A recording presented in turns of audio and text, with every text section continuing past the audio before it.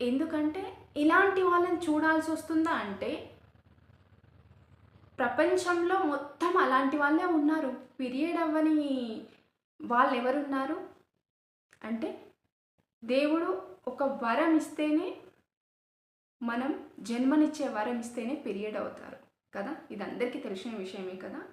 అదొక వరం. ఇలాంటి వాళ్ళని కూడా చూడాల్సి వస్తుంది అని అంటే ఎలాంటి వాళ్ళమండి? దాంట్లో తప్పేముంది? ఆ? అసలు ఈ విషయాన్ని మీతో షేర్ చేద్దామని, అసలు ఎడ్యుకేటెడ్ అయ్యుండి అంతా ఇవాళ రేపు సోషల్ మీడియాలో కూడా పెడుతున్నారు. అసలు దానికి అంటే పీరియడ్స్ అంటే ఏంటి, ఎందుకు అవుతారు, ఏంటి అనేది. ఆ? జన్మని ఇవ్వడం తప్పైతే పీరియడ్స్ అవ్వడం కూడా తప్పే కదండి. ఆ? ఇది ఎందుకండి అసలు మర్చిపోతారు?